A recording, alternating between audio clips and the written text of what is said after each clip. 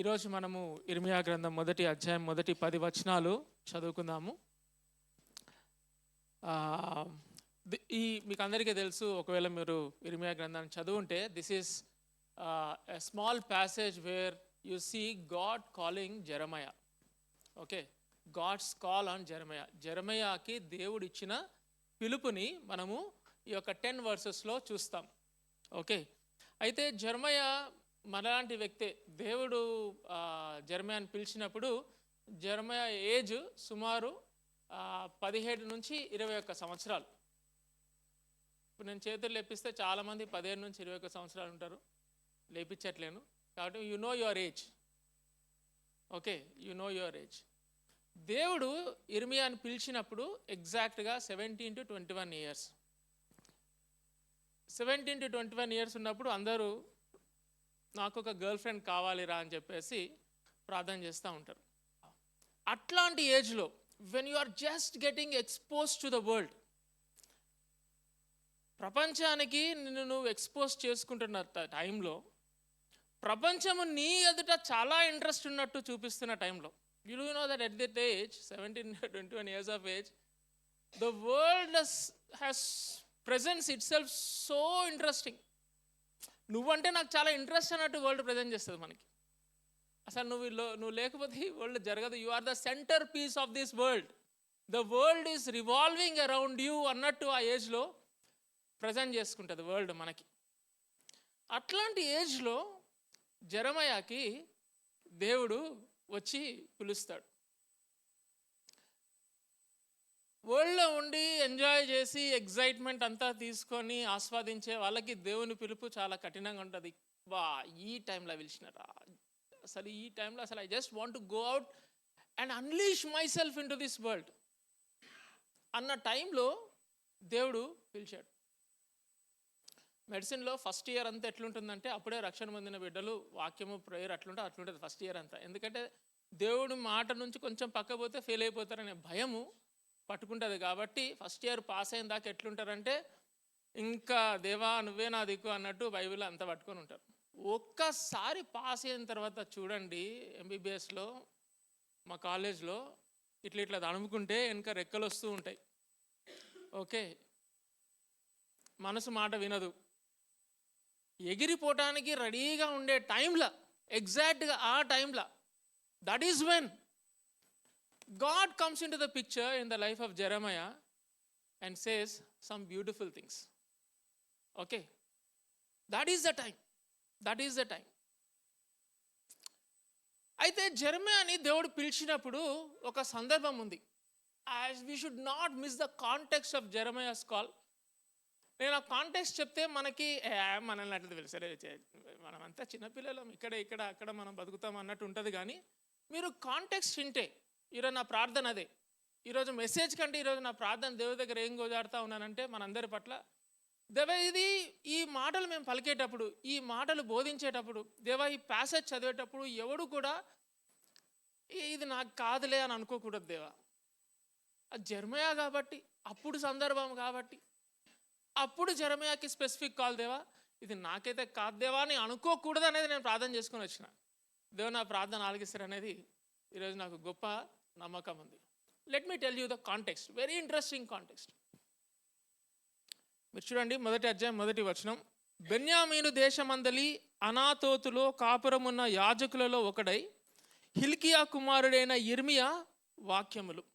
So there are certain background. ఇర్మియాకి ఒక background ఇచ్చినారు.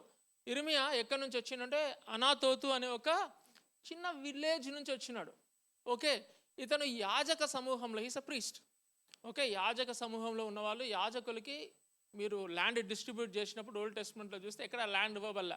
వీళ్ళందరూ ఏం చేసినారంటే, యెరూషలేం చుట్టూ చిన్న చిన్న విలేజెస్లో సెటిల్ అయిపోయినారు. ఎందుకంటే యెరూషలేం మందిరంలో యాజకత్వం చేయాలి కాబట్టి అక్కడక్కడ దగ్గరలో పొలిమేరలలో ఉండేవాళ్ళు. అనాతోతు ఒక 2 నుంచి 3 మైళ్ళ దూరంలో ఉండిన విలేజ్ యెరూషలేంకి. అలాంటి విలేజ్లో ఇర్మియా ఉంటున్నాడు. ఆ విలేజ్లో ఇర్మియా ఉంటున్నప్పుడు, ఇర్మియా యొక్క ఫాదర్ ఎవరు? హిల్కియా. దేవుడు ఈ మాటలు ఇర్మియాతో పలికిచ్చాడు. కానీ ఏ సందర్భంలో పలికిచ్చాడు చూడండి, 2వ వచనం.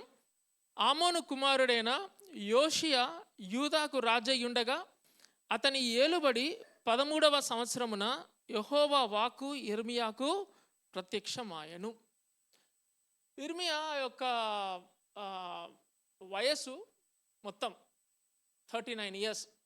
39 ఇయర్స్కి యిర్మీయా జోషయ 39 ఇయర్స్కి చనిపోతాడు. జోషియా యొక్క వయసు ఎంత? 39 ఇయర్స్ బతుకుతాడు. 39 ఇయర్స్కి చనిపోతాడు. అయితే ఈ జోషయ టైంలో యిర్మీయా ప్రవచించటం మొదలు పెడతాడు.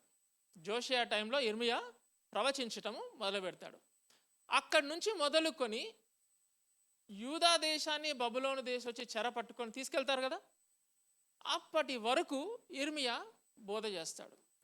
ఈ యిర్మీయా అంతా మీరు కనుక చదివితే ఎన్ని ఎన్ని ఎన్ని ఎన్ని చాప్టర్స్ ఉన్నాయి యిర్మీయాలో చూడండి. 52 చాప్టర్స్ ఉన్నాయి. ఈ 52 చాప్టర్స్ 40 ఇయర్స్ స్పాన్ స్టోరీ. అర్థమవుతుందా? 40 ఇయర్స్ 40 సంవత్సరాల వ్యవధిలో జరిగిన కథ ఇది. అంటే యిర్మీయా 40 ఇయర్స్ అక్కడ ప్రవచించాడు అనేది మనకి అర్థమవుతుంది. So I'm just giving you a background to this call which జెరమియా had. అయితే యిర్మీయా ప్రవచించటానికి ముందు, దేవుడు పిలవక ముందు అక్కడి పరిస్థితులు ఏంది అంటే, యోషయ రాజుగా అవుతాడనమాట. Just to give a quick recap of what Josiah is. Josiah 8 years ఏజ్లో, ఆయనకి 8 ఇయర్స్ ఉన్నప్పుడు ఆయన రాజుగా అవుతాడు. 8 ఇయర్స్ మనం 3rd క్లాస్లో ఉంటాం. మీరు కనుక కరెక్ట్గా ఎల్కేజీ యూకేజీ స్టార్ట్ చేస్తే 8 ఇయర్స్కి మనం ఎక్కడ ఉంటాం? 3rd క్లాస్లో ఉంటాం. 3rd క్లాస్లో జోషయ ఏమైండు? రాజయ్యాడు. కానీ రాజరికం ఏం చేస్తాడు? 3rd క్లాస్ వాడికి ఏముంటుంది? దేవుడు ఏం చేసిండంటే, అతడు రాజుగా ఉన్నప్పుడు అతనికి హిల్కియా ద్వారా ఒక స్పిరిచువల్ కవర్, లేకపోతే ఒక వైస్ కౌన్సిల్ ఇవ్వటం మొదలు పెడుతూ వచ్చాడు. ఓకే, ఆ వైస్ కౌన్సిల్ ఇవ్వటం మొదలుపెట్టిన దగ్గర నుంచి, మీరు నమ్ముతారో నమ్మరో, 3వ తరగతిలో అంటే యోషయ 8 సంవత్సరాల వయసు ఉన్నప్పుడు నుంచి బైబిల్లో ఏం రాయబడి ఉందంటే, ఆయన దేవుణ్ణి వెతకడము ప్రారంభించాడంట. ఇందాక 3వ క్లాస్ అని కొట్టిపడేసినాం కదా, ఆయన అట్లా కొట్టిపడేయడానికి లేదు. ఆయన అంత తక్కువ ఏజ్లో రాజుగా అయినప్పుడు దేవుడు హిల్కియా ద్వారా ఒక స్పిరిచువల్ కౌన్సిల్, ఒక మెంటార్షిప్ దయచేస్తూ ఉంటే, జోషయ ఏం చేసిండంటే 3వ తరగతి 8వ సంవత్సరము నుంచి ఆయన దేవుణ్ణి వెతకటము ప్రారంభించాడు. ఒకసారి మీరు అందరు నన్ను వీడంటే ఎట్లా చెప్తున్నాడు, కరెక్ట్గా చెప్తున్నాడో లేదా సందేహంగా చూస్తున్నారు. 2వ దినవృత్తాంతంలో ఒకసారి తెరవండి. 2వ దినవృత్తాంతములు 34వ అధ్యాయం 1వ వచనం నుంచి చదువుతున్నాను క్విక్గా. 2వ దినవృత్తాంతములు 34వ అధ్యాయం 1వ వచనం నుంచి. యోషయ ఏలను ఆరంభించినప్పుడు 8 ఏండ్ల వాడై యెరూషలేములో 31 సంవత్సరములు ఏలెను. ఆయన వయసు 39 సంవత్సరాలకి చనిపోతాడు. 8th ఇయర్లో రాజయ్యాడు. కాబట్టి ఆయన 31 సంవత్సరాలు ఏలాడు. అతడు యెహోవా దృష్టికి నీతిని అనుసరించుచు కుడికైనను ఎడమకైనను తొలగకుండా తన పితరుడైన దావీదు చూపిన ప్రవర్తనకు సరిగా ప్రవర్తించెను. తన ఏలుబడి యందు 8వ సంవత్సరమున తానింకను బాలుడై ఉండంగానే, బాలుడై, యవనస్తుడు కాదు, ఇంకంతవరకు రాలే మనం, తానింకను బాలుడై ఉండంగానే అతడు తన పితరుడైన దావీదు యొక్క దేవుని యొద్ద విచారించుటకు పూనుకొనెను. He has resolved himself to seek the Lord from 8 years onwards. తాను బాలుడుగా ఉండంగానే ఆయన దేవుని వెతకటము ప్రారంభించినట. ఎంత ఆశ్చర్యంగా ఉంది కదా. Are you not encouraged? అసలు నాకైతే ఇట్లాంటి టెస్టిమనీస్ మనకి రోజు దేవుడు ఎవరో ఒకరు తీసుకొస్తూ ఉండాలి. అన్న నీ వయసు ఎంత? అన్న నేను 8th క్లాస్లో లేకపోతే 3rd క్లాస్లో దేవుడిని నమ్మినా అంటే ఎట్లా అనిపిస్తుంది మీకు? అద్భుతంగా ఉంటుంది అసలు అట్లాంటి స్టోరీస్ ఉంటే. జోషయ ఆ టైం నుంచి దేవుని వెతకడం ప్రారంభించినట్టు. ఐ డోంట్ నో మీరు ఇప్పుడు దేవుని వెతుకుతున్నారో లేదో, ఇంకా అట్లాంటి మోడ్లో ఉన్నారో లేదో నాకు తెలియదు. కానీ ఒకవేళ లేకపోతే Josiah stands as a challenge. Josiah stands as a challenge for us to seek the Lord. ఎప్పటి నుంచి అమ్మా? 8 years నుంచి. 8 years నుంచి. My last memory I have is stealing a blade in my second class. అంటే అప్పుడు నాకు 7 years age. Okay, దానికి ముందు ఎప్పుడో ఎల్కేజీలో కింద పడిపోయినప్పుడు మా అమ్మమ్మ వచ్చి మొత్తం పౌడర్ పోసింది. అప్పుడు కొంచెం తెల్లగా కనిపించాను, అంతవరకు తెలుసు. కానీ ఇంకా దానికి ముందు ఎటువంటి ఊహ నాకు లేదు. Why I'm telling this is, when ఆ ఊహ వస్తున్నప్పటి నుంచి జోష ఏం చేసిండు? దేవుని వెతకట. అంతకంటే ధన్యత ఉండదు మనకి ఇంకా. నీకు ఊహ తెలుస్తున్నప్పటి నుంచి దేవుణ్ణి నీ యొక్క పిక్చర్లోకి తీసుకొచ్చిందంటే, ఆ హిల్కియా ప్రవక్త, ఆ Hilkiah priest, he did a fantastic mentorship. Fantastic mentorship తీసుకొచ్చాడు. దాని తర్వాత చూడండి, తాను ఇంకను బాలుడై ఉండగానే అతడు తన పితరుడైన దావీదు యొక్క దేవుని యొద్ద విచారించుటకు పూనికొనిన వాడై 12వ ఏట ఉన్నత స్థలములను దేవతా స్తంభములను పడగొట్టి, ఐ టెల్ యూ, అది చదవనక్కర్లేదు. 8th yearలో దేవుణ్ణి సీక్ చేస్తూ మొదలుపెట్టి తాను 12వ సంవత్సరంలో he made A degree or ఒక కింగ్డమ్ అంతా ఒక ఆజ్ఞను పంపించిండు. ఏంటి తెలుసా ఆజ్ఞ? ఎక్కడైనా ఐడల్ వర్షిప్ ఉంటే, ఎక్కడైనా స్తంభాలు ఉంటే, ఎక్కడైనా విగ్రహాలు ఉంటే మొత్తము ఒక యాక్స్ ఇచ్చి, గొడ్డలు ఇచ్చి మొత్తాన్ని తీసేయమంటాడు. అర్థమవుతుందా? He purged. ఇంగ్లీష్ బైబిల్ ఏముంటుందంటే he purged Jerusalem from idol worship. Idol worship నుంచి మొత్తం పర్జ్ చేసి పడేస్తాడంట. I was very, very again, how can such a small boy take a decision like that? 12 years అంటే మనం 6th classలో ఉన్నాం, 6th 7th classలో ఉన్నాం. He made a decree and behind him was a good mentor. He made a decree and everyone, because he's a king boss, 7th class అని పక్కన పెట్టకండి, he's a king. కాబట్టి ప్రతి ఒక్కడు రాజు ఇచ్చిన ఆజ్ఞని నెరవేర్చడానికి ఐడల్ వర్షిప్స్ అంతా తీసి పడేస్తాను. He's they are purging the city, they are purging the city. శుద్ధి చేస్తూ ఉన్నారు. I'm really happy today worship టైంలో we were given an opportunity to confess our sins. మీకు ఏమైనా ఇబ్బందిగా అనిపించిందో నాకు తెలియదు, కానీ I was thanking God. Such a great opportunity for all of us to purge away our sins from our life, to remove our sins from our life in the blood of lord Jesus. అట్లాంటి అవకాశాలు రావాలా మనకి? చాలాసార్లు రక్షణ పొందిన తర్వాత saturate అయిపోయి ఆ పాపం అప్పుడు ఒప్పుకున్నా కదా అనుకుంటాం. కాదండి. when an opportunity comes, పాపాలు ఒప్పుకోవడానికి అవకాశం వచ్చినప్పుడు గుండె విప్పి పాపాలు ఒప్పేసుకోవాలి. దేవా నా పాపాలు కడగని ఆ ఆపర్చునిటీని సీజ్ చేసుకొని మనము ఆస్వాదించాలి. అట్లాంటి అవకాశం జోషే ఎవరికి ఇచ్చిండు? తన రాజ్యం అంతానికి. అట్లాంటి రాజు ఉంటే ఎంత బాగుంటుందన్నా, ఎంత బాగుంటుందన్న అట్లాంటి రాజు ఉంటే. అట్లాంటి ప్రభుత్వం కింద ఉంటే మాటికి ఒకసారి వచ్చారే మొత్తం నీకు అవకాశం ఇస్తున్నా పర్జ్ చేసే అంటే, అట్లాంటి రాజు ఉంటే ఎంత మంచిది మనకి. జోషియానా జెర్మియా అని చెప్పి జోషియా చెప్తున్నావు, పేర్లు కరెక్ట్గానే చెప్తున్నావు అంటే నేను కరెక్ట్గానే చెప్తున్నా జోషియా గురించి. But Jeremiah comes. Why to understand Jeremiah you need to understand Josiah's rule. That is why I'm telling Josiah's rule. 12th yearలో he started purging the entire country because he is the king. He is seeking the Lord. Once a king seeks the Lord, ఒక్కసారి రాజు దేవుణ్ణి వెతకడం ప్రారంభించినంటే, లీడర్గా, పాస్టర్గా, నీ యొక్క కుటుంబం యొక్క లీడర్గా, హస్బెండ్గా నువ్వు కనుక దేవుని వెతకడం ప్రారంభిస్తే దేవుని రూల్ వచ్చేస్తుంది. చాలా బ్యూటిఫుల్గా వస్తుంది. And it starts with purging only. దేవుని రూల్ వచ్చి ఎక్కడ స్టార్ట్ అవుతుందండి? పాపాలు కడిగి వేయడం దగ్గర నుంచి స్టార్ట్ అవుతుంది. యోబు అలానే ప్రార్థన చేసిండు. యోబు ఏం చేశాడు తెలుసా? ఎవ్రీడే కూర్చొని దేవుని దగ్గర, దేవా నా కొడుకులు బయటకు వెళ్ళిపోయినరు, దేవా నా కూతుర్లు బయటకు వెళ్ళిపోయినరు, వాళ్ళు ప్రపంచానికి ఎక్స్పోజ్ అవుతున్నారు దేవా, దేవా వాళ్ళు ఎక్కడెక్కడ ఏ పాపాలు చేస్తున్నారో నాకు తెలియదు దేవా, దయచేసి క్షమించు దేవా, ప్లీజ్ దేవా అని చెప్పేసి యోబు ప్రతిరోజు దేవుడి దగ్గర వాళ్ళ పిల్లల కోసం గోజాడాడని చెప్పేసి దేవుని వాక్యం. Joshua is doing the same activity. Job was doing as a father. Joshua is doing like a king, as a king. But the activity is the same. If you are the leader of your home, and if you are the leader of your Bible study group or your church, may I ask you one thing? Would you pray? Would you give an opportunity for your family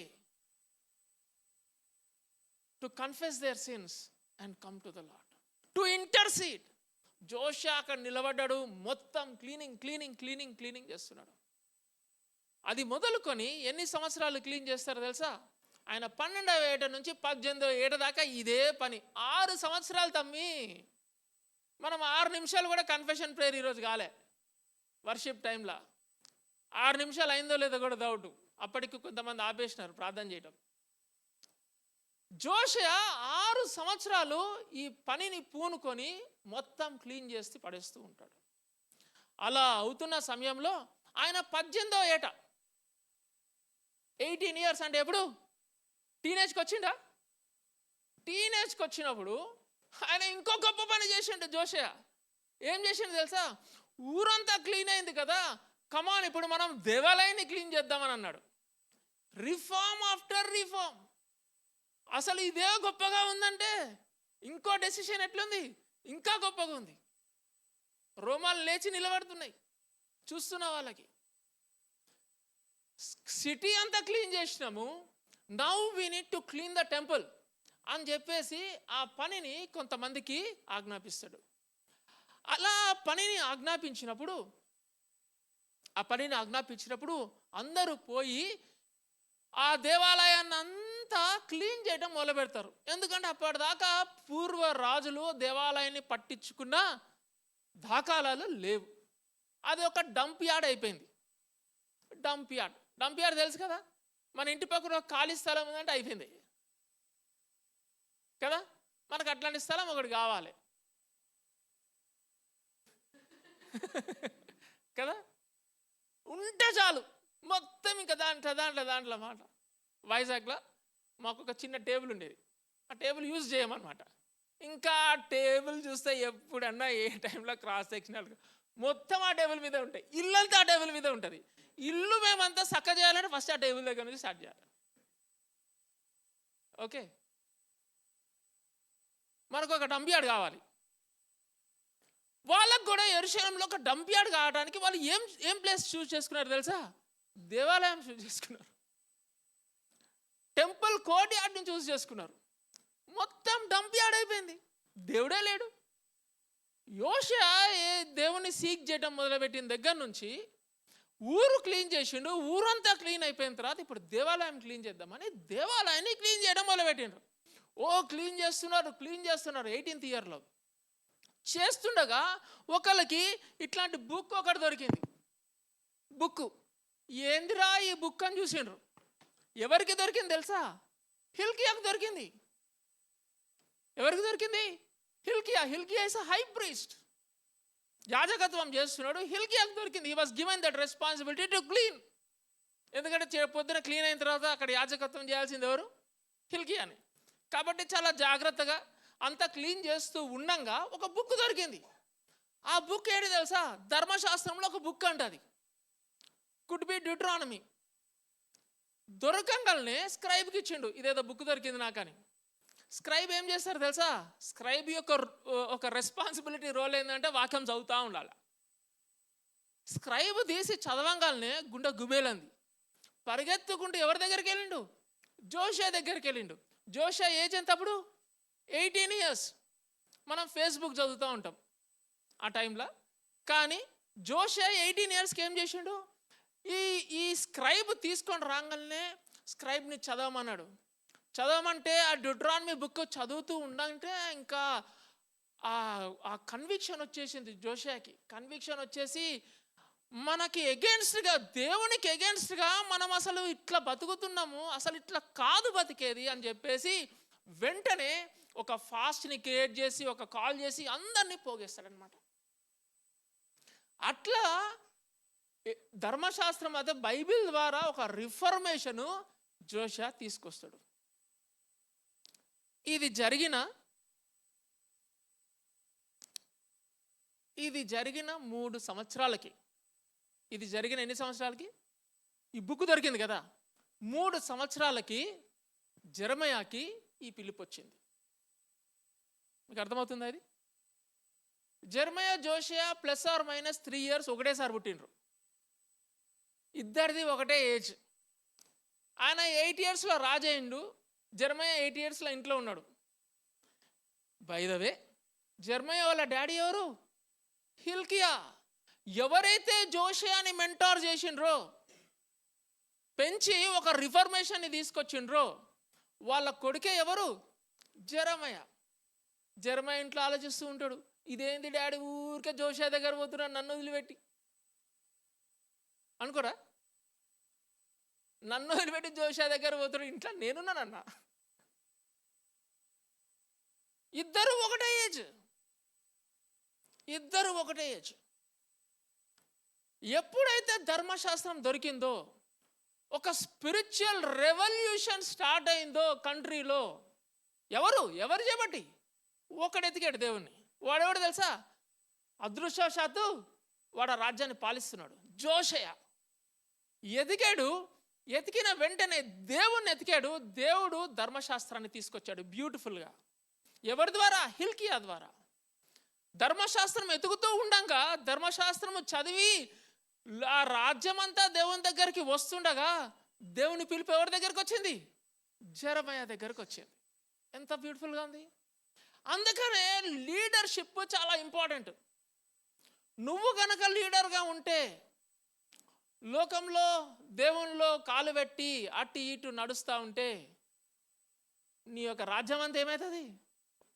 నీ కుటుంబంలో unrest ఉంటుంది. Doubt లేదు దాంట్లో. అన్న దీనికి ఏమన్నా formula ఉందా? tan θ = cos θ = 1 ఏదన్నా ఉందా అన్న? ఫార్ములా లేదన్నా. Simple formula.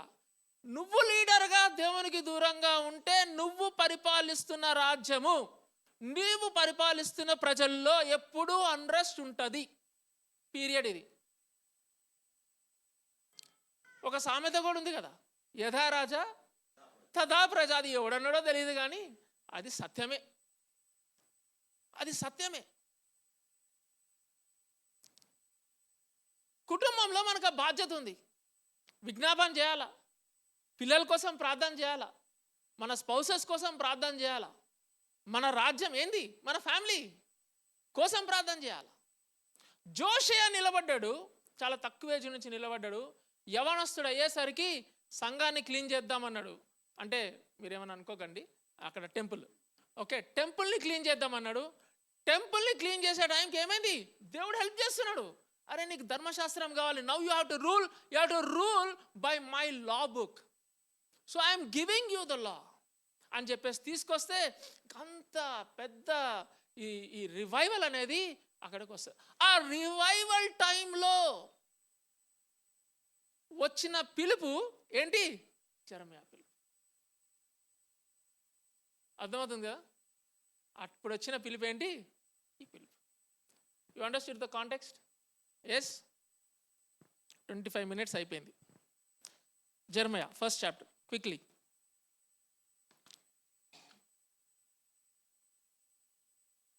జెరమయాతోని దేవుడు ఇలా మాట్లాడాడు. 4వ వచనం, యెహోవా వాక్కు నాకు ప్రత్యక్షమై. జెరమయా రాస్తున్నాడు చాలా ప్లెయిన్గా, ట్రాన్స్పరెంట్గా ఆయన జీవితంలో ఆయన టెస్టిమనీని రాస్తున్నాడు. యెహోవా వాక్కు నాకు ప్రత్యక్షమై ఈలాగు సెలవిచ్చాను. ఎలా సెలవిచ్చాడు చూడండి. The way God calls you, okay, గర్భములో నేను నిన్ను రూపింపక మునిపే నిన్ను ఎరిగి తిని. బై ద వే, ఇక్కడ దాకా రాకపోతే ఇంకొక కాంటెక్స్ట్లో ఇంకొకటి మర్చిపోయినాను. We discuss about the kingdom, okay, రాజ్యము. జోషియా గురించి మాట్లాడాము. ఆ రాజ్యంలో చిన్న కురుగ్రామము, ఆ కురుగ్రామంలో చిన్న హట్టు, గుడిసె. ఆ గుడిసెలో ఎవరున్నారు? జెరమయా ఉన్నాడు. ఆ జెరమయాకు వచ్చిన కాల్ గురించి మాట్లాడుకున్నాం. కానీ వీళ్ళ పైన ప్రపంచంలో there were quick settling of equations or changing of equations that were happening at that time. పొలిటికల్గా చాలా డ్రాస్టిక్ చేంజెస్ జరుగుతున్నాయి. ఏంటి చేంజెస్? కరెక్ట్గా జోషియా పుట్టినప్పుడు అస్సీరియన్ యొక్క కింగ్డమ్, అప్పుడు అస్సీరియన్ రాజులు చాలా భయంకరమైన రాజులని మనం క్రితం కూడా చదువుకున్నాం కదా. అసీరియన్ రాజు ఇజ్రాయెల్ పైన ఉంటుంది, నార్దర్న్ కింగ్డమ్ పైన ఇంకా నార్త్లో ఉంటుంది. అసీరియన్స్ అప్పుడు దాకా సూపర్ పవర్స్, వరల్డ్ సూపర్ పవర్స్గా ఉన్నవాళ్ళు సడన్గా వీకెన్ అవుతూ వస్తూ ఉంటారు అనమాట. జోషియా పుట్టడము, వాళ్ళు వీకెన్ అవటము ఆల్మోస్ట్ ఒకే టైంలో జరుగుతూ ఉన్నాయి. చూడండి, అసలు జోషియా పుట్టుక ఎట్లాంటి పుట్టుకో నాకు తెలియదు, కానీ పొలిటికల్గా వరల్డ్ సూపర్ పవర్స్ ఆ టైంలో డ్రాస్టిక్ చేంజెస్ జరుగుతూ వస్తున్నాయి. అసీరియన్ కింగ్డమ్ వీక్ అవుతుంది.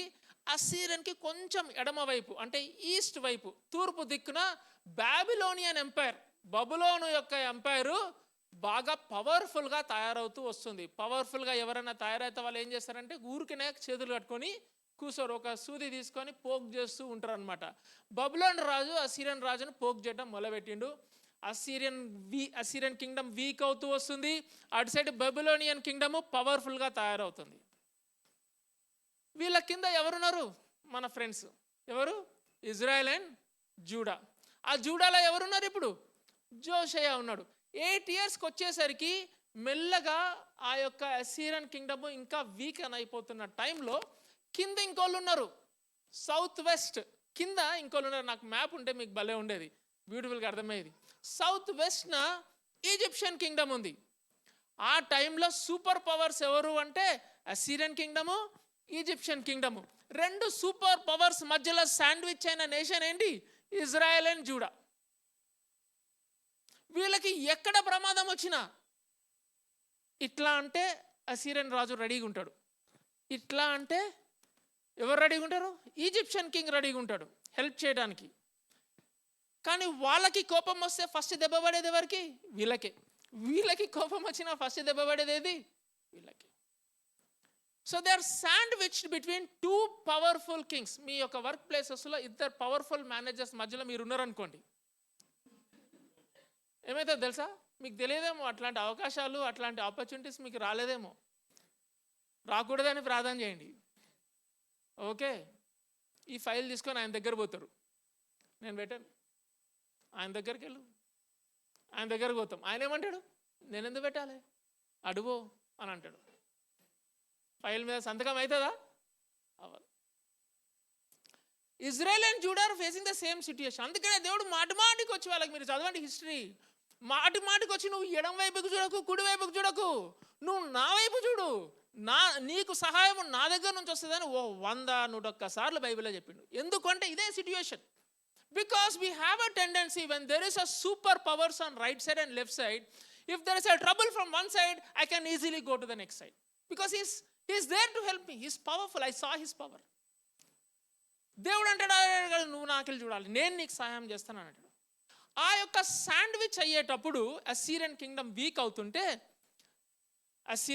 వీక్ అవుతున్నప్పుడు బాబిలోనియన్ కింగ్డమ్ డామినేట్ చేస్తున్న టైంలో వచ్చిన పిలిపిది. అంటే there is a super power change. ఇప్పుడు ఎట్లయితే మన కాంటెక్స్లో యుఎస్ అను, రష్యా అను, చైనా ముగ్గురు ఉన్నారు కదా పవర్ఫుల్ నేషన్స్. మధ్యలో ఏముంది అన్న? Almost sandwich అవుతున్నామా? ఆయిల్ ఎక్కడి నుంచి కొనాలో తెలియదు. వాడి దగ్గర కొంటే వీడు హర్ట్ అవుతాడు, వీడి దగ్గర కొంటే వాడు హర్ట్ అవుతాడు, వాడి దగ్గర కొంటే వీడు టారిఫ్ వేస్తున్నాడు, వీడు కూడా వాడు టారిఫ్ వేస్తున్నాడు. ఎక్కడ కొనాలన్నా ఆయిల్ నేను? మీకు అర్థమవుతుందా? There is a political super power change in the వరల్డ్లో. కింగ్డమ్లో ఏమవుతుందంటే జోషియా హ్యాస్ కమ్. అప్పుడు దాకా చెడ్డ రాజులు, జోషియా వచ్చి దేవుని సీక్ చేయటం మొదలు పెడుతున్నాడు. సీక్ చేస్తుంటే రిఫార్మ్స్ వస్తున్నాయి, రివైవల్ వస్తుంది. ఈ రివైవల్ టైంలో ధర్మశాస్త్రం దొరికింది. అది దొరికిన 3 సంవత్సరాలకి దేవుని పిలుపు ఎవరి దగ్గరకు వచ్చింది? జెరమయా దగ్గరకు వచ్చింది. ఇది కాంటెక్స్ట్. వచ్చినప్పుడు జెరమయాకి దేవుడు ఇట్లా పిలుస్తున్నాడు. ఏమని పిలుస్తున్నాడు చూడండి, 4వ వచనం. యెహోవా వాక్కు నాకు ప్రత్యక్షమై ఈలాగు సెలవిచ్చాను, గర్భములో నేను నిన్ను రూపింపక మునిపే నిన్ను ఎరిగి తిని అని చెప్పాడు. Such a beautiful, powerful, meaningful verse ఇది. మీరు వినండి. మీకు ఒక క్వశ్చన్ అడుగుతా. మీరు మీ యొక్క ఎగ్జిస్టెన్స్, అది కరెక్ట్ వర్డ్, ఎప్పుడు స్టార్ట్ అయింది? మనుగడ ఎప్పుడు స్టార్ట్ అయింది అంటే ఏం చెప్తారు? చాలామంది పుట్టిన తర్వాత అంటారు. అది రాంగ్ నోషన్. అది రాంగ్ నోషన్. చాలా ప్రమాదం ఉంది ఆ కాన్సెప్ట్లో. పుట్టక ముందే లైఫ్ ఎగ్జిస్టెన్స్లోకి వచ్చింది తల్లి గర్భంలో ఉన్నప్పుడు. ఎప్పుడైతే హార్ట్ ఫస్ట్ టైం కొట్టుకుంటాం మొదలు పెడుతుందో అదొక డిఫరెంట్ థ్రిల్ ఆల్టుగెదర్. ఆ డాక్టరు అల్ట్రాసౌండ్ మెషిన్లా అది ఇట్లా ప్రూఫ్ పెట్టి అదిగో గుండెకాయ అనంగలే అసలు ఆ మదర్ యొక్క ఫీలింగ్ చూడాలా మీరు, అద్భుతంగా ఉంటుంది. ఎప్పుడైతే బిడ్డ గర్భంలో అట్లా పిండము పడిందో అక్కడ నుంచి లైఫ్ ఎగ్జిస్టెన్స్లోకి వచ్చిందని అనుకుంటున్నాం. కానీ దేవుడు దానికి కొంచెం ఒక 2 మీటర్లు వెనక్కి తీసుకెళ్ళి ఏమన్నాడమ్మా? గర్భములో నేను నిన్ను రూపింపక మునిపే నిన్ను ఎరిగి తిని. గర్భములో నువ్వు రూపింపక మునుపు నువ్వు ఎక్కడున్నావు అనే ప్రశ్న అడిగితే మీరేం సమాధానం చెప్తారు? పుట్టకముందు ఎక్కడున్నావు అంటే తల్లి గర్భంలో ఉన్నావని చెప్తారు. కానీ తల్లి గర్భంలో రూపింపక మునిపే బ్రదర్ అండ్ సిస్టర్, తమ్ముడు చెల్లి, నువ్వు ఎక్కడున్నావు అంటే నువ్వు ఏం చెప్తావు? ఐఎమ్ నోవేర్ అని చెప్పకూడదు. నేను ఎక్కడా లేను అని చెప్పకూడదు. నువ్వు ఎక్కడున్నావు తెలుసా? దేవుని మైండ్లో ఉన్నావు. You are on God's mind before you are formed in your mother's womb. It is not God's mind ఎట్లా లైబ్రరీలో ఒక బుక్ లాగా కాదు. దేవుడు ఎట్లా అంటున్నాడంటే I know you before you are formed in your mother's womb అని అంటున్నాడు. నువ్వు తల్లి గర్భంలో ఏర్పడక మునిపే నేను నిన్ను ఎరిగి తిని. కాబట్టి లైఫ్ ఎక్కడుందన్నా? ఎప్పుడు స్టార్ట్ అయింది? దేవుని దృష్టిలో నేను ఎప్పుడో ఉన్నాను. దేవుడు నా పట్ల మంచి ఉద్దేశాలు, గొప్ప ఉద్దేశాలు కలిగి ఉన్నాడు. ఎందుకు తెలుసా? ఆయన మంచి దేవుడు కాబట్టి. ఆయన చెడ్డ దేవుడు అనుకో, చెడు ఉద్దేశాలు ఉంటాయి. ఆయన మంచి దేవుడు కాబట్టి ఆయన నా పట్ల మంచి ఉద్దేశాలు కలిగి ఉన్నాడు. ఎప్పుడండి? తల్లి గర్భంలో నేను ఏర్పడక ముందే దేవుడు నా పట్ల మంచి ఉద్దేశాలు కలిగి ఉన్నాడు. ఇదంతా టీచింగ్ ఎవరికి? జెర్మయాకి. ఇంకా పిలిచిండు ఆ జెర్మయాని? పిలవలే. సడన్గా దేవుడు వచ్చిండు, చెప్తున్నాడు ఈ మాటలు. జెర్మయా అండర్స్టాండ్ చేసుకుంటున్నాడు. Is trying to comprehend God's words. చాలాసార్లు నేను బై యాక్సిడెంట్ పుట్టినా అనుకుంటారు. ప్రమాదవశాత్తు నేను పుట్టడం జరిగినది అని చాలామంది అనుకుంటారు. దురదృష్టం ఏంటంటే కొన్నిసార్లు పేరెంట్స్ మాట్లాడుకుంటుంటే చిల్డ్రన్ ఓవర్ హియర్ చేస్తారు ఈ మాటలు. వీని ప్లాన్ చేయలేదురా అని చాలా గర్వంగా చెప్పుకుంటారు. అర్థమవుతుందా? I dent plan my second child అని అంటారు. చైల్డ్కి చాలా డివాస్టేటింగ్ ట్రూత్ ఇది. పేరెంట్స్కి అది ప్రౌడ్ మూమెంట్ ఏమో, ఐ డెంట్ ప్లాన్ అనేది చాలా ప్రౌడ్ మూమెంట్ ఏమో, కానీ చిల్డ్రన్కి అది చాలా డివాస్టేటింగ్. ఇంటే అదేంది, మా అమ్మ నాయన అసలు నన్ను కనాలని అనుకోలేదా? ఆటోమేటిక్గా అకస్మాత్తుగా ప్రమాదవశాత్తు అలా పుట్టడం జరిగిందా అనే మాట విన్నప్పుడు ఏమవుతుందో తెలుసా? జీవితంలో పర్పస్ పోద్ది. జీవితంలో ఏం పోద్దమ్మా? పర్పస్ పోద్ది. ప్రమాదముగా పుట్టిన వాడికి పర్పస్ ఏముంటుందన్నా? మీ తల్లిదండ్రులు మిమ్మల్ని ప్లాన్ చేసి ఉండకపోవచ్చు. అందుకనే దేవుని వాక్యం ఏం చెప్తుంది? ఎక్స్క్యూజ్ మీ, 2 మీటర్స్ వెనక్కి వెళ్దాం. వెనకేమైందమ్మా? మీ తల్లిదండ్రులు మిమ్మల్ని ఉద్దేశించలేదు, కానీ నేను నీ తల్లి గర్భంలో నిన్ను ఏర్పరచబడక ముందే నేనేం కలిగి ఉన్నాను? నీ ఎదుట మంచి ఉద్దేశాలు కలిగి ఉన్నాను, ఏర్పడక మునిపే. So your parents might not have planned you. Praise God. You have to praise God. But God has planned you even before you are formed in your mother's womb. మీకు ఇది అర్థమవుతుందమ్మా? I know few students who came to me and told, Anna, by accident, I heard, do I have a purpose? I have to bring them to this verse. You have a purpose, because it's not your parents who are purposing your life. It is God who is purposing your life. And so God purposing ఏం చేసిండు తెలుసా? దేవుడు ఉద్దేశపూర్వకంగా నీ పట్ల ఉద్దేశాలు కలిగి ఉండి ఏం చేసిండంటే, అరే వీనికి ఒక బ్యూటిఫుల్ ఒక హోమ్ తయారు చేయాలి అని ఆలోచించి ఇద్దరు మమ్మీ డాడీలను సెలెక్ట్ చేసిండ్రు. సెలెక్ట్ చేసి నిన్ను ఆ గర్భంలో పెట్టిండ్రు, మీ తల్లి గర్భంలో నేను పెట్టిండ్రు. I'm telling you these things, so much of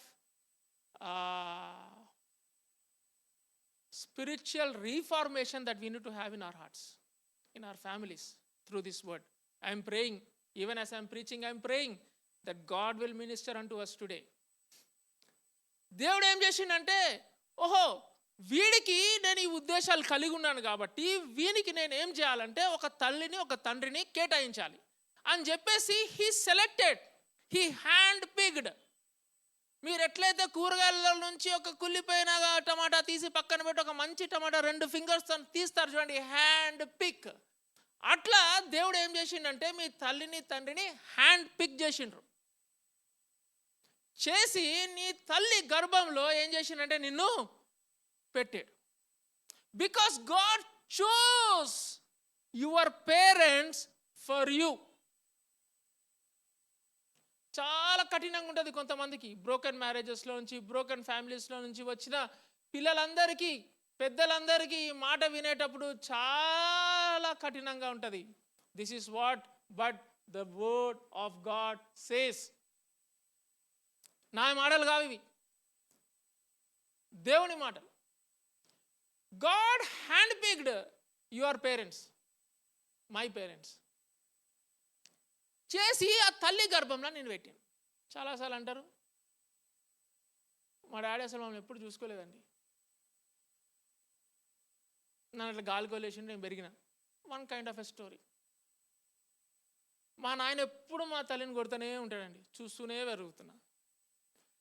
ఇట్లాంటి కుటుంబంలో పుట్టినందుకు నేను చింతిస్తున్నా. ఇంకైనా బెటర్ పేరెంట్స్ వస్తే బాగుండు. I know a story when one brother came and told, Anna, I'll be very happy if I have the parents of my friend. ఏమవుతుంది తెలుసా? So much of hurt. ఎవరి పట్ల? తల్లిదండ్రుల పట్ల, దాని తర్వాత దేవుని పట్ల. But God is saying, my dear brother, my dear sister, నీ పరిస్థితులు కఠినంగా ఉండి ఉండవచ్చు. That is the truth. No one can deny it. No one can deny it. Because that is happening in your life, in your family. But God says, these are your parents. I have handpicked for you.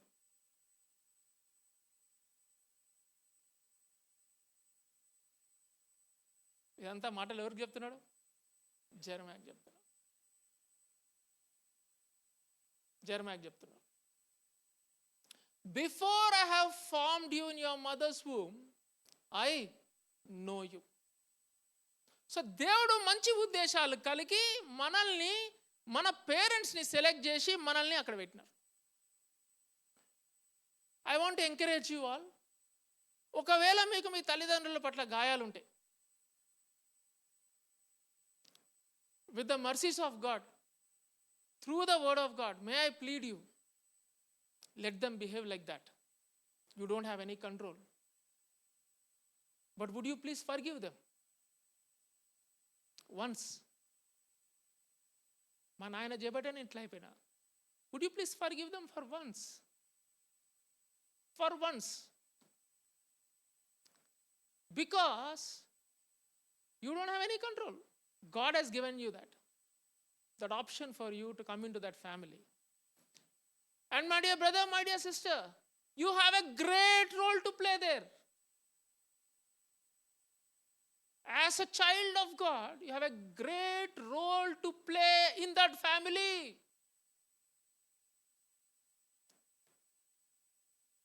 You have a great role to play in that family. You have to stand there. Because why? God has plans for you. God has plans for whom? For me, for you.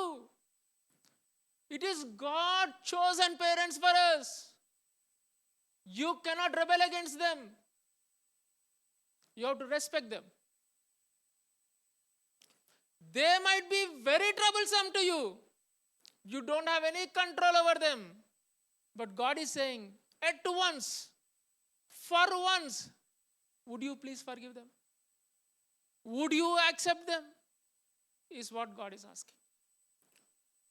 There is another repair work that I need to do through this word. అన్నా మా నాయన చేయబట్టే నా జీవితం ఇట్లా అయిపోయిందన్న. నా జీవితం ఇంత బర్బాద్ కావడానికి, దరిద్రంగా కావడానికి మా నాయన తీసుకున్న డెసిషన్ అన్న, మా అమ్మ తీసుకున్న డెసిషన్ అన్న అని అనేవాళ్ళు ఉన్నారు.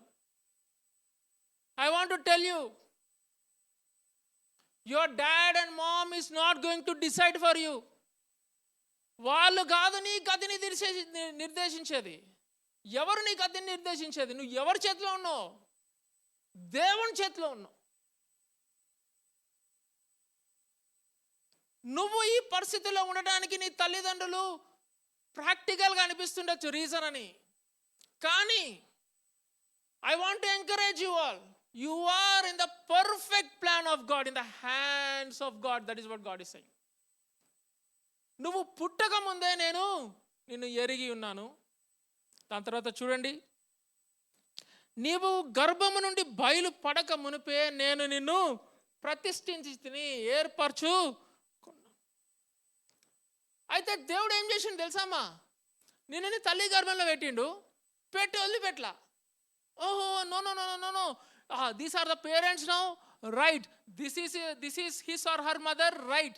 Okay, now as your mother is bearing you, me mummy నిన్ను గర్భంలో పెట్టి నిన్ను బేర్ చేస్తుంటే, I want to tell you the truths, biblical truths. One question to all of us, అందరికీ ఒక ప్రశ్న. మీ మమ్మీ నీకు డిసైడ్ చేసిందా నీ కలరు? మీ మమ్మీ నీ ఫేస్ గురించి డిసైడ్ చేసిందా? నీ ఆకారం డిసైడ్ చేసిందా? నువ్వు లోపల నీ యొక్క కిడ్నీస్, హార్ట్, లంగ్స్ అంతా తయారవుతుంటే కొంచెం హార్ట్ లెఫ్ట్ సైడ్ ఉండాలా 1 మీటర్, ఎవరైనా డిసైడ్ చేసిండ్రా? పేరెంట్స్కి ఏమైనా కంట్రోల్ ఉందా? ఏం కంట్రోల్ లేదు. కానీ ఆ కంట్రోల్ అంతా ఎవరు తీసుకున్నారు తెలుసా? Do you know who took that control? God took that control. మీరు ఒక వాక్యం ఒకసారి చూడండి, కీర్తనలు 139లో ఒక్క వాక్యం చదివిస్తాను. మీకు అందరికి తెలిసిన వాక్యం ఇది, కానీ మీరు ఫుట్ నోట్ చదివి ఉండరు అనేది నా యొక్క నమ్మకం. ఈరోజు ఫుట్ నోట్ చదివిపిస్తా మీకు. 139వ దావీదు కీర్తన.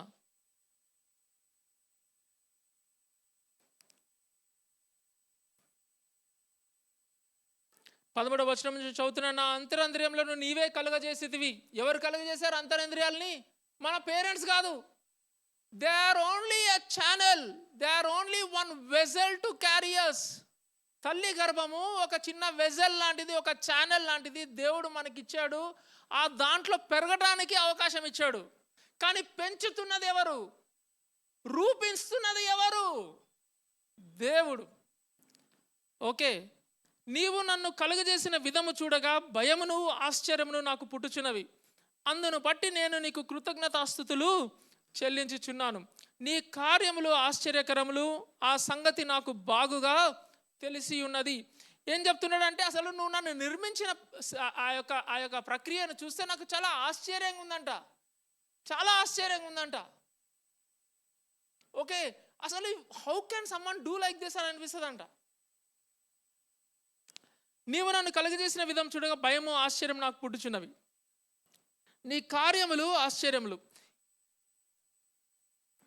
15వ వచనము, నేను రహస్యమందు పుట్టినవాడు, భూమి యొక్క అగాధ స్థలములలో విచిత్రముగా నిర్మింపబడిన వాడను. అగాధ స్థలములు అంటే మన తల్లి గర్భం. ఓకే, విచిత్రముగా నిర్మింపబడి ఉన్నాను. Skilfully wrought, skilfully hand made by God. అంటే మన కిడ్నీస్, మన లంగ్స్, మన హార్ట్ అంతా అవుతుంటే దేవుని హస్తము ఆ ఫామ్ అవుతున్న ఆర్గన్స్లో ఉందంట.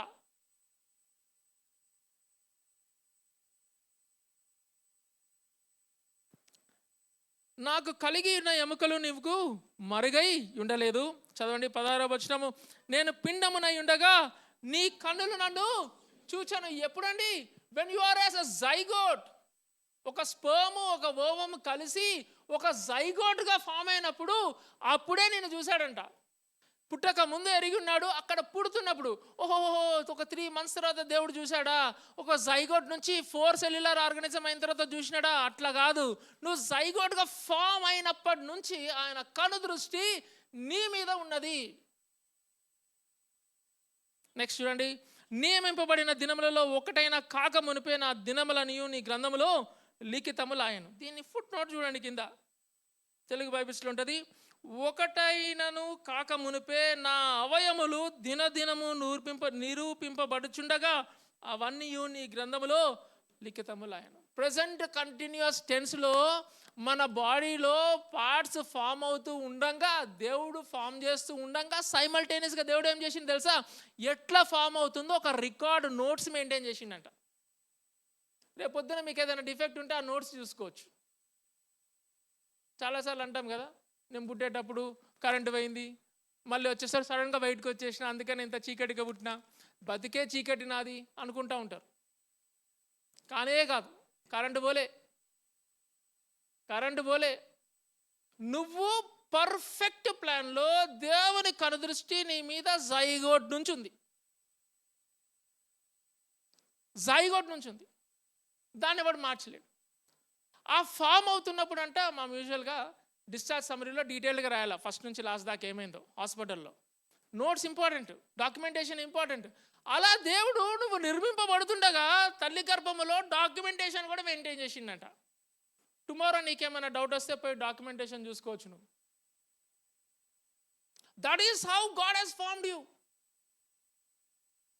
అయితే తల్లి గర్భంలో మనం ఫామ్ అవుతూ ఉన్నప్పుడు దేవుని చెయ్యి, దేవుని కనుదృష్టి మన మీద ఉంది. God's eyes were there and God's hands were there. Did you anytime blindfold and did something? ఎంత చిందరవందరగా ఉంటుంది కదా. బ్లైండ్ ఫోల్డ్ చేసి ఏమన్నా ఆర్ట్ వర్క్ ఏమన్నా చేస్తామన్నా వెళ్ళాం, చిందరవందరగా ఉంటుంది. అందుకనే దేవుడు కనుదృష్టి పోలా, చూస్తూ ఉన్నాడు, చూస్తూ ఉండంగా చేశాడు మనల్ని. That is how God has blessed us. Next చూడండి, ఇర్మియా. ఇదంతా ఇర్మియాకి అవాక్కై చూస్తూ ఉంటాడేమో నాకు తెలిసి. అలా రూపింపబడుతూ ఉండగా దేవుడు ఇంకో బ్యూటిఫుల్ పని చేసిండు. ఏంటంటే దేవుడు తల్లి గర్భములో మనల్ని రూపిస్తూ ఉండగా దేవుడు మనల్ని సెటపాట్ చేసిండంట. ఒక పనికి తీసి పక్కన పెట్టిండంట. ఓకే, చూసారా ఏమని వాక్యం రాయబడి ఉంది? నేను నిన్ను ప్రతిష్ఠించితిని. I have set apart you for a task. Set apart అంటే నా కోసం అని అర్థం. దేవుడు ఏం చెప్తున్నాడంటే తల్లి గర్భంలో నువ్వు ఏర్పడక ముందే నా కోసము నేను నిన్ను చేసుకుంటున్నాను.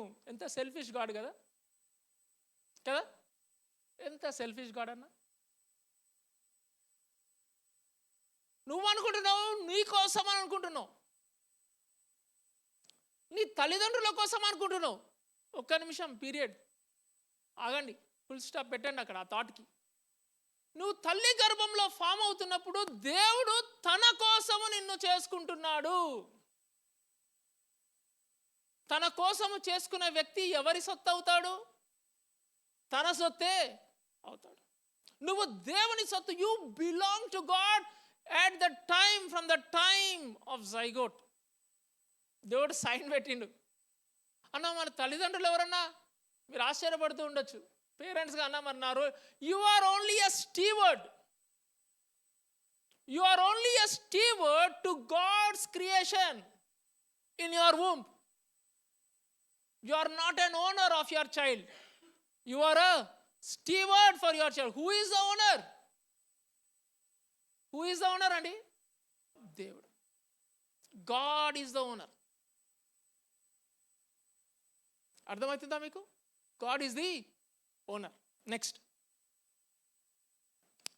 జనములకు ప్రవక్తగా నిన్ను నియమించ. I have appointed you as a prophet to the people. This is crazy. This is very crazy. ఎందుకంటే దేవుడు మనల్ని ఫామ్ చేసేటప్పుడు తన కోసం చేసుకున్నాడు, తన ద్వారా ఒక జనాంగం కోసం మనల్ని చేస్తాడు. జాగ్రత్తగా వినండి, గమనించండి. తన కోసం చేసుకుంటాడు, తన ద్వారా ఒక జనాంగానికి మనల్ని తయారు చేస్తాడు. నువ్వు బతికేది నీ కోసం కాదు, నువ్వు బతికేది దేవుని కోసము, దేవుని ద్వారా ఒక జనాంగం కోసము. ఇంకా దీంట్లో మీరు వేరే థాట్ పెట్టుకోనక్కర్లేదు. God always purposes first and then he calls you. He calls you. ఎప్పుడు కాల్ ఎప్పుడుందన్న? కాల్ ఎప్పుడుంది? తల్లి గర్భంలో ఉన్నప్పుడే. జనములకు నిన్ను ప్రవక్తగా చేశాను. Jeremiah was a priest. యాజకుడు జెరమయా. కానీ పిలుస్తుంది ఎక్కడికి? ప్రవక్తగా, ప్రవచించటానికి. చాలా కష్టం తెలుసా? ప్రీస్ట్ అనుకో, జనాలతో సంబంధం లేదు. దేవుని దగ్గర పోతాడు, దేవా నా జనాలు చూడు దేవా, ప్లీజ్ దేవా, ప్రార్థన చేస్తాడు. దేవుని దగ్గర పోతాడు, దేవునికి జనాంగానికి మధ్యవర్తిగా చేస్తాడు. టెన్షన్స్ ఏముండవు. ఓన్లీ టెన్షన్ యాజకుడికి ఏంటంటే ఆ హోలీ ఆఫ్ హోలీస్కి వెళ్ళేటప్పుడే టెన్షన్ పడతాడు. అదొక్కటే టెన్షన్ ఉంటుంది. ఏం టెన్షన్? పోతే బయటకు వస్తానా లేదా అని చెప్పేసి. ఇప్పుడు కన్ఫెషన్ టైం కదా, అసలు ఇంకా కన్ఫెషన్ టైం చాలా ఉంటుంది. దేవా ఇంకెక్కడుందా, ఎక్కడుందా. ఆ పస్కా పండుగ కూడా అందుకనే ఎక్కడన్నా ఇల్లంతా తిరిగేస్తారంట పస్కా పండుగ అప్పుడు. ఒక యూదుడు ఎక్కడ కూడా ఈస్ట్ ఉండకూడదని, ఫంగస్ ఉండకూడదని మొత్తం తిరిగేస్తారు. మన జీవితాన్ని అట్లా తిరిగేస్తాడు యాజకుడు ఆ ఒక్క టైం. కానీ ప్రవక్త ఏంటి తెలుసా? పోవాలా, జనాల దగ్గరికి వెళ్ళి మాట్లాడినప్పుడు అంతా షుగర్ కోటెడ్ కాదు, గులాబ్ జామ్ మాటలు కాదు మాట్లాడాలి. కారాలు మిరియాలు ఉంటాయి, కొన్నిసార్లు రాళ్ళేస్తారు, కానీ మాట్లాడాల. దేవా ఈ యాజకుడుగా చాలా బాగుంది నాకు, ఈజీ లైఫ్. ఇంకా యాజకుడు ఇంకో బ్యూటిఫుల్ థింగ్ ఉంటుంది, సాక్రిఫైస్ అయిన సారి నీకు పండగే. సాక్రిఫైస్ అయిందంటే పండగే. ఓ 3 రోజులు నాన్ వెజ్ ఇంట్లో. ప్రవక్తగా అట్లా లేదు. మీరు జర్మయా స్టోరీ వింటే ఊరవతలు వేస్తారు, ఒకసారి పిట్లే వేస్తారు, గుంటలే వేస్తారు. ప్రవక్త కట్టలేదు. There might be a profession for you, but the profession that you are in might not be the call of God on your life. May I tell you this, that is not the call. నువ్వు అనుకుంటున్నావు, చాలా చెప్పుకుంటావు, నేను డాక్టర్ని కాబట్టి, నేను అంత సేవ చేస్తున్నా కాబట్టి దేవుని పిలుపు. Sorry, listen from God. Do you have a specific calling from God? Yes, God has a specific call for you, but do you know that specific call? Do you know that specific call is a question. నువ్వు justify చేసుకోవచ్చు. That could be your profession, but profession might not be your calling. My dear brother, my dear sister, జెరమయా అన్నా అదే నా ప్రార్థన ఏందన్నా అనేది, జెరమయా కన్నా నాకు కదా, నన్ను అదే కదా నా ప్రార్థన. దేవుడు నా ప్రార్థన ఆలకించాలనేదే కరెక్ట్ టైంకి వస్తున్నాం, దేవుడు ప్రార్థన ఆలకిస్తున్నాడు. You have a calling. దేవుని పిలుపు నీ మీద ఎప్పుడుంది? ఎప్పుడో ఉంది, నువ్వు పుట్టక ముందే ఉంది. నీవు ఆ కాల్ తెలుసుకోవాలా. దేవుడు పిలుస్తాడు నిన్ను. God will call you for himself and through him to a people group.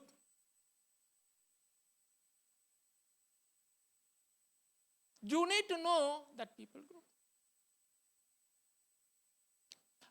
దేవుడు ఏం చేస్తాడంటే నీడ్ని చూస్తాడు లోకంలో. ఆ నీడ్ని చూసి ఆల్రెడీ ఒక 100 మంది ఉన్నారు కదా దేవుని లిస్ట్లో, ఈ నీడ్కి ఎవడరా కరెక్ట్గా సూట్ అవుతాడు, అబ్బుతాడు అని చెప్పేసి తీసుకొచ్చి ఆ స్పెసిఫిక్ గ్రూప్కి నిన్ను కాల్ చేస్తాడు. ఇంకో విచిత్రం చెప్పనా, ఆ గ్రూప్ ఎప్పుడో దేవుని మైండ్లో ఉంది కాబట్టి ఆ గ్రూప్కి తగ్గట్టుగా నీ తల్లిదండ్రులు నీ పెంపకాన్ని డిసైడ్ చేస్తాడు. నీ పెంపకం బాగాలేదు అనుకున్నావు కదా, ఇంకా బెటర్గా ఉంటే బాగుంటుంది అనుకున్నావు కదా, హోల్డ్ ఆన్. ఆ పెంపకములో నుంచి వచ్చిన నీ పరిపక్వత దాన్ని ఒక పీపుల్ గ్రూప్కి సెట్ చేసి నిన్ను ఆ పీపుల్ గ్రూప్కి పిలుస్తాడు.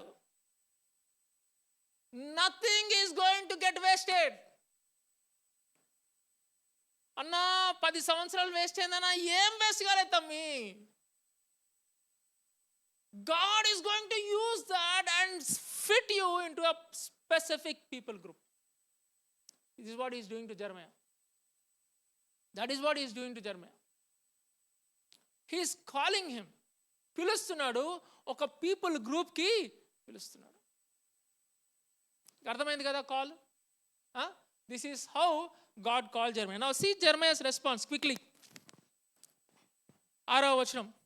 అందుకు అయ్యో ప్రభువా యెహోవా, చిత్తగించుము, నేను బాలుడనే అని అన్నాడు. పక్కనే ఎవరున్నారు? బాలుడైన జోషయ్య ఉన్నాడు.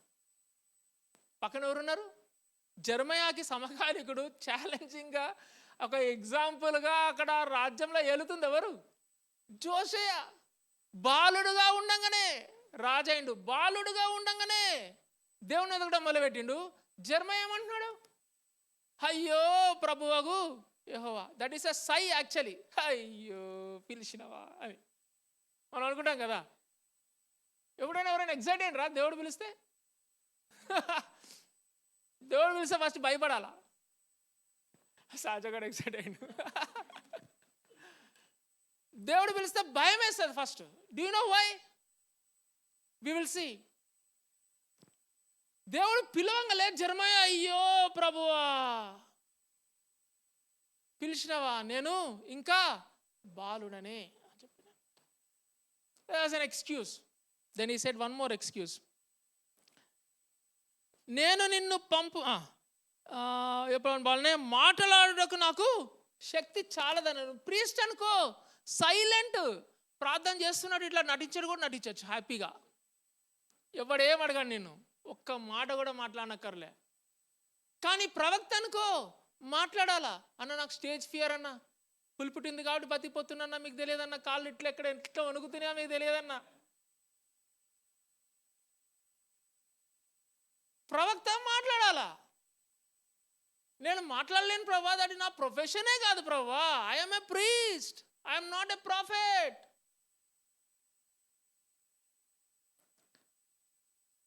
మాట్లాడుటకు నాకు శక్తి చాలదు అని అన్నాడు. ఎప్పుడైనా దేవుడు పిలిచినప్పుడు when he presents, you know that God definitely calls you for a great cos.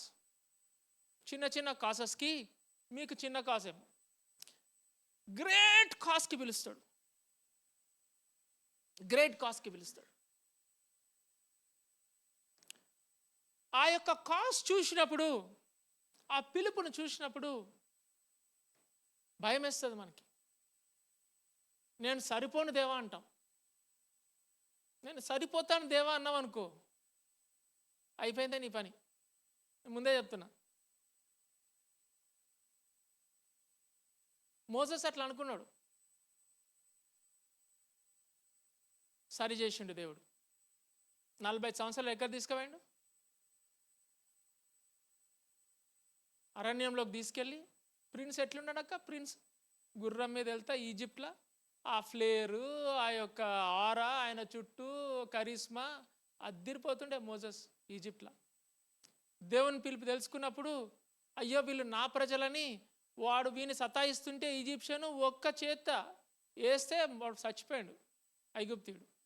అట్లా ఐగుప్తులని డెలివరీ చేద్దాం అనుకున్నాడు. అయ్యో దేవుడు వచ్చి ఇంటర్వ్యూని, అరే ఇట్లా కాదురా, నీ మీద పిలుపు ఉంది, నువ్వు రెడీగా ఉన్నావు అనుకున్నావు, కానీ నువ్వు రెడీగా లేవురా అని చెప్పేసి 40 సంవత్సరాలు అటు తీసుకుపోయాడు. ప్రిన్స్ అనుకో, 100 మందితో యుద్ధం పోతే ఒకడు చచ్చిపోతే 99 వెళ్ళిపోవచ్చు యుద్ధానికి. కానీ దేవుని పరిపాలించే ప్రజలు ప్రిన్సులు కాదు, కాపర్లు. కాపర్లు ఏం చేస్తారు తెలుసా? ఒక్కడి పోతే 99 వదిలిపెట్టి ఒకదానికోసం వీడెక్కడ పోయినాడరా, వీడెక్కడ పోయినాడరా, వీడెక్కడ పోయినాడో ఒక్కడి కోసమే తిరుగుతూ ఉంటాడు కాపరి. ఆ మైండ్ సెట్ నుంచి ఈ మైండ్ సెట్కి రావడానికి మోసెస్కి 40 సంవత్సరాలు పట్టింది. దేవుడు పిలిచినప్పుడు మీరు రెడీగా ఉన్నా దేవా, రెడీగా ఉన్నా నేను మాత్రము పొరపాటున కూడా అనకండి దయచేసి. ఎవరైనా రెడీగా లేనేనండి. మీరు రెడీ ఉన్నారంటే 40 సంవత్సరాలు రెడీగా అండి. అర్థమవుతుందా? Because there is a way God prepares you for his call. He takes you through a journey. Every day is important. Every experience is important. It is important. ఎప్పుడైతే రెండోసారి మోషే దగ్గరికి దేవుడు వచ్చి, మోషే పద, నువ్వు రెడీ ఉన్నావు, పద పోదామంటే మోషే ఏమన్నాడు? అయ్యో దేవా, నా దగ్గరికి ఎందుకు వచ్చినావు దేవా అన్నాడు. నువ్వు రాంగ్ అడ్రస్కి వచ్చినావు దేవా అన్నాడు 3 సార్లు నెగోషియేట్ చేసిన తర్వాత. అప్పుడు దేవుడు కోపగించుకున్నాడు అనే మాట ఉంటుంది అక్కడ. You understood? జెరమయా is totally unprepared for this call. అయితే దేవుడు చెప్తున్న మాటలు చూడండి. 8వ వచనం, వారికి భయపడకుము. తెలుసు జెరమయాకి, ఎందుకంటే జెరమయా ఉన్నాడు, ఆ జనాల మధ్యలోనే ఉన్నాడు. ఎట్లాంటి జనాల్లో తెలుసు. వారికి భయపడకుము, నిన్ను విడిపించుటకు నేను నీకు తోడై ఉన్నాను. ఎప్పుడైనా మీరు బైబిల్లో దేవుడు పిలుపు అనే ఒక ప్యాసేజ్ మీరు ఎప్పుడైనా చదవండి. I'm challenging you. అంతా ప్యాసేజ్ పిలుపు అంతా కాల్ అంతా అయిపోయిన తర్వాత definitely you will see this word, I am with you. Definitely. మీరు ఒకవేళ చదవద్దు అనుకుని అక్కడ ఉంటుంది, ఐ ఆమ్ విత్ యూ. దేవుని పిలుపుకి ఒబీడియంట్గా నిలబడేవాడు, ముందుకొచ్చేవాడు. దేవా నువ్వు పిలుస్తున్నావు, నా దగ్గర శక్తి లేదు, ఐఎమ్ టోటలీ అన్ప్రిపేర్డ్ లార్డ్, కానీ దేవా నువ్వు కనుక నన్ను పిలుస్తుంటే నువ్వు నాకు సహాయం చేయాలన్నప్పుడు దేవుడు ఏమంటాడు? ఐ ఆమ్ విత్ యూ అని అంటాడు. I am with you. అంతేకాదు దేవుడు చూడండి, అప్పుడు యెహోవా 9వ వచనము, చెయ్యి చాపి నా నోరు ముట్టి ఇలాగు చెప్పాను, ఇదిగో నేను నీ నోట నా మాటలు ఉంచి ఉన్నాను. ఎందుకు తెలుసా మాట అన్నాడు? ఎందుకు తెలుసా మాట అన్నాడు? నేను బాలుడను కాదు, అది కాదు, ఇది కాదు అంటున్నాడు కదా. Stop it. Don't tell those words. I am giving my words to you. You are going to speak my words. That's it. దేవా మరి నా మాటలు చెప్పాలా? నీ మాటలు ఏం అక్కర్లే ఇక్కడ. నా మాటలు నీ నోట నేను ఉంచుతానని చెప్పాడు. That is how God called జెరమయా, prepared జెరమయా. Aisha దగ్గర కూడా అదే మాట చూస్తాం. దేవా ఐఎమ్ అండన్ అంటే ఆ యొక్క ఆల్టర్ల నుంచి ఒక లైవ్ కోల్ టాంగ్స్లో తీసుకొచ్చి ఏంజెల్ ఏం చేస్తాడు? నోటికి అంటిస్తే శుద్ధి అయిపోతుంది. దేవుడు తన పని ఇచ్చినప్పుడు తన పనికి తగ్గ సామర్థ్యత ఇస్తాడు. ఈ సామర్థ్యత దేవుని దగ్గర నుంచి వస్తుంది. దేవుడు నీకు తోడే ఉన్నాడు కాబట్టి ఆ సామర్థ్యత కూడా దేవుడు నీకు ఇస్తాడు.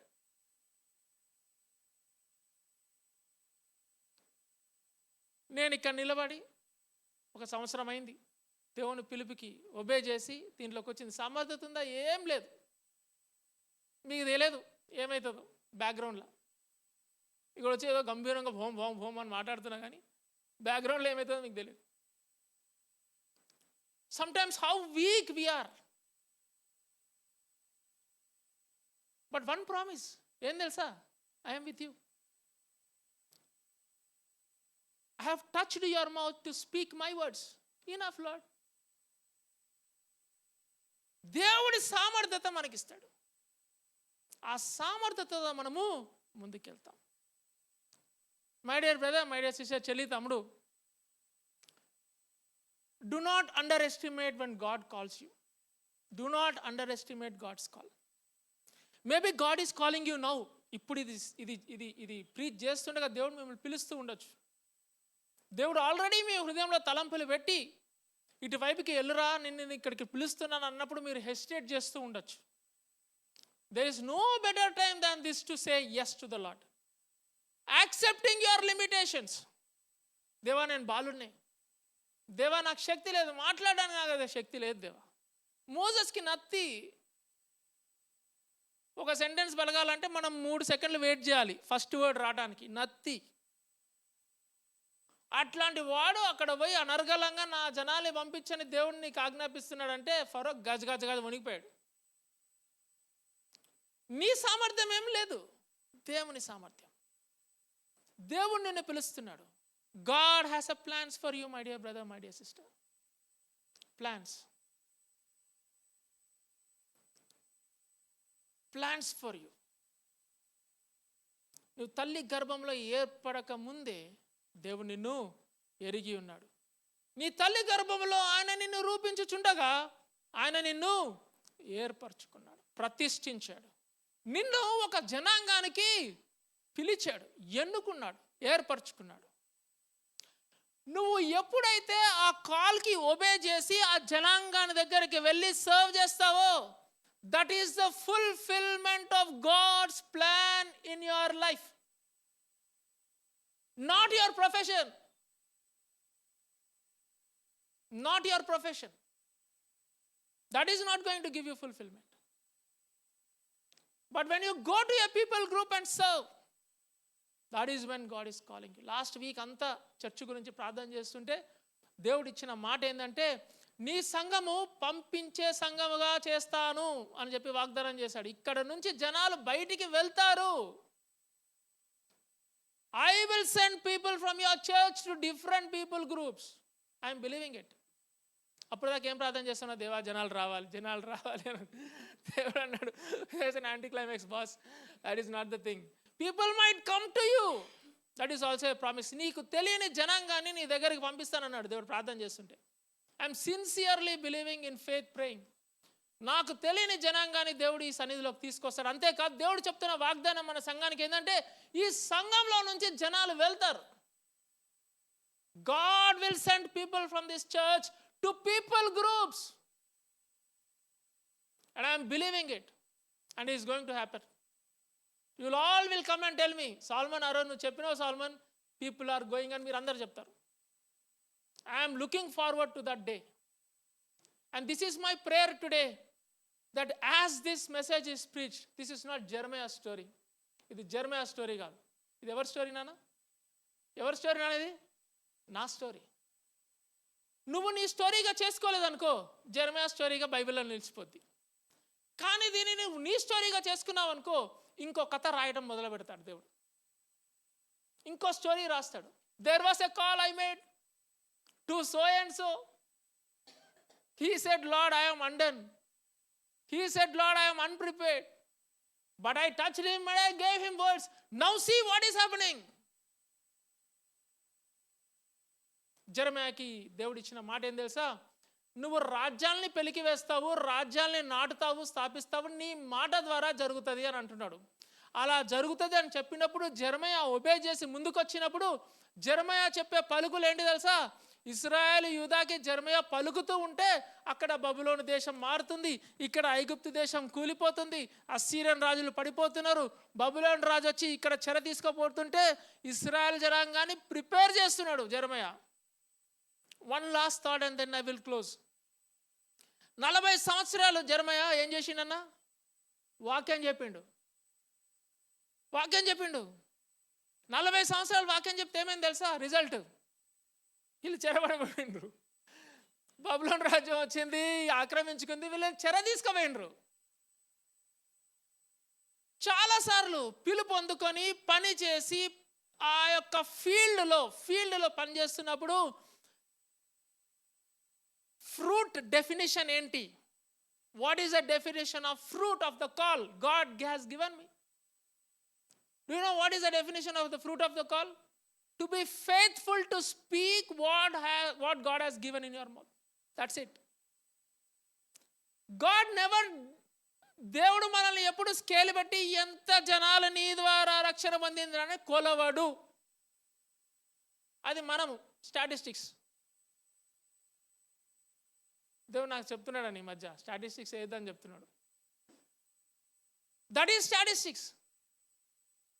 But do you know how God measures your faith? Measures the faith to what God has called you? By your faithfulness. నువ్వు ఎంత ఫేత్ఫుల్గా అక్కడ నిలబడి చేసావు. Jeremiah is a successful prophet. How many of you say Jeremiah is a successful prophet? He is 200% successful. Success ఎట్లా చెప్తున్నావు అన్న ఇప్పుడు? Result వలన కాదు. How faithful I am to that call. రేపు పొద్దున దేవుడు నువ్వు పిలిచిన జనాంగాన్ని దగ్గర పోయి మాట్లాడితే చెప్పులు తీసుకొని కొడతారు. నేను కొట్టినప్పుడు దేవా నువ్వు నాకు సరైన ప్లేస్కి పిలవలేదు అనడానికి లేదు. నీ పిలుపు నేను మిస్అండర్స్టాండ్ అనుకోవడానికి లేదు. నీ పిలుపు ఏంటి? దేవుని వార్త అక్కడ చెప్పాలి. దేవుని యొక్క సువార్త, మంచి వార్త, యేసుక్రీస్తుని అక్కడ చెప్పాలి. చెప్పడం నీ బాధ్యత. వినడం ఎవరి బాధ్యత? వాళ్ళ బాధ్యత. వినిపించే బాధ్యత ఎవరి బాధ్యత? దేవుని బాధ్యత. What we are boss, we have to just go stand there. మనం నిలబడాలా. దేవుడిచ్చిన పొజిషన్స్లో మనం నిలబడాలా. మిగతా దేవుడు చేసుకుంటాడు. When I'm standing here, I'm standing in the position which God has called me. That's it. God is doing things. All glory to God. All glory to God. Because He is faithful to the calling He has given to us. And we need to be faithful to the call He has given to us. ప్రార్థన చేసుకుందామా? ప్రేమ నమ్మకం గల మా ప్రియ పరలోకపు తండ్రి, మీకు వందనాలు స్తుతులు చెల్లించుకుంటున్నాం. ఈరోజు మేము వాక్యం విన్నాం ప్రభువా. మా హార్ట్స్లో ఉన్న ప్రతి ఒక్క హర్ట్ని ప్రభువా మీరు అడ్రస్ చేయండి, హీల్ చేయండి. May ask you my dear brother, my dear sister, ఎక్కడన్నా హర్ట్స్ ఉంటే చాలా కష్టం. But I would want you to forgive today. దేవా ఈ గాయాన్ని మాన్పు అని అడుగుదాం. దేవా నీ పిలుపు వచ్చినప్పుడు ప్రభువా విధేయతగా లేచి నిలబడి నీ పిలుపుకి ఒబీడియంట్గా ప్రభువా బయటికి వెళ్ళటానికి కృప దయచేయి ప్రభువా. మా సంఘం ప్రభువా ఇక్కడ నుంచి బయటికి వెళ్ళే సంఘంగా ఉండాలి. జనాల్ని రేస్ చేయండి ప్రభువా. నీ కుమారుడు యేసుక్రీస్తు ప్రార్థన చేశాడు ప్రభువా, ఈ లోకంలో ఉన్నప్పుడు కాపరి లేని గొర్రెల వలె చెదిరిపోయి ఉన్నారు, వీళ్ళకి కాపరులు కావాలి. The harvest is plenty, but the laborers are few. Lord, I pray, Lord, that today you will raise laborers, Lord, from this church. People who will go out and serve you in your kingdom, Lord. In Christ Jesus' name we pray. Amen. Thank you all.